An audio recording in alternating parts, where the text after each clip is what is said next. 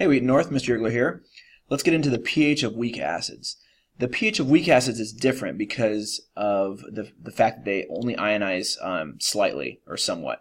A strong acid is easy to calculate the pH of because it 100% goes to its products. It's the pH is just going to be the concentration of whatever you started with, right? Because it 100% ionizes. Weak acids are different because they're at equilibrium with their ions. And so it requires a few extra steps, but it's everything that we've already done before, so there's actually nothing new here. The Ka tells us the ratio of products to reactants, the products being the ions and the reactants being the undissociated acid molecule. So if we have the Ka, if we know that relationship, and we know what we're starting with in terms of a concentration, which is always going to be known, then we can find X. And if you have X, then you actually have the hydrogen ion concentration. From there, it's just one more step to find the pH. So here's a acid dissociation equilibrium expression. And if you picture an ice table, this is going to dissociate into plus X and plus X, right? And so it's just going to be X squared on the top. Now on the bottom here for my kind of generic equilibrium expression, I'm going to say that it's going to be the initial concentration that you're starting with minus whatever has gone into products, right? So I'm going to put in initial acid concentration minus X. It's probably helpful to look at an actual example of this. So let's just throw some numbers in there so that we can kind of have a little bit of a context for this. Let's start with 0.1 molar of our acid. It actually doesn't matter what it is, so I'm just going to use that generic HA, and I'm going to give it a Ka so that we can actually do the calculation. What would be the pH? You'd want to start this by setting up an ice table. So write out your reaction equation. Start with your initial concentrations, which is going to be 0 for the ions and 0.1, whatever is given for the acid, the undissociated acid.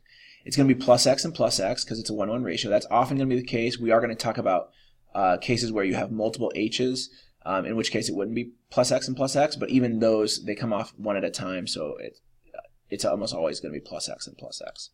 And then your equilibrium concentrations. Now we have our Ka. We can go ahead and plug those numbers in, and when you solve for X, we can neglect X in this case because my Ka is so small, and that makes the math so much easier, right?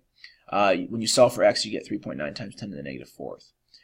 Now, we want to find the pH, right? So remember that X is your H plus concentration. And so we got to do the one more step, take the negative log of it, and that gives you the pH. Let's look at one more example. In fact, why don't you go ahead and pause the video and try this one on your own. It's done practically the exact same way, except notice that the Ka is not quite so small this time. Go ahead and pause the video and do this one, and then I'll go through it. All right, so let's get started with this one. Write out your acid dissociation equilibrium reaction, and then you start with your initial concentrations. I'm going to write this as 0.0045. If it's to the negative third, I like to write it like this because it's a little easier to kind of keep track of what we're talking about. Minus X, plus X, and then your equilibrium expression, or your equilibrium concentrations. Now we have a Ka, so we can set that equal to our equilibrium concentration. It's going to be X squared over our 0.0045 minus X. Now this is what I was getting at when I said that the Ka is not quite so small. Notice that your starting concentration is to the negative third, and your Ka is to the negative fourth. That's really a power of 10 difference. It's not small enough to neglect X. What that means is that the subtraction of X is going to actually have a significant impact on the concentration of your HF.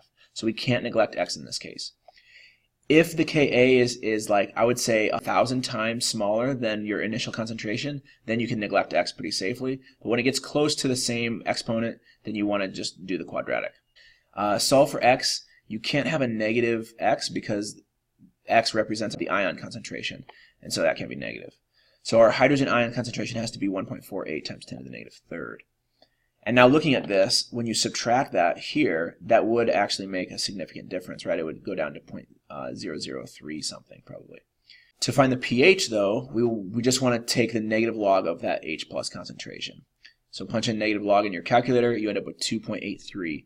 Now it looks like I have 3 significant digits on my pH, and again remember that that's because we have as many decimal places as you do with your starting numbers in terms of significant figures.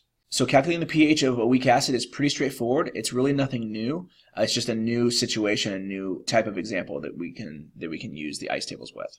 All right, this is Mr. Yergler signing out.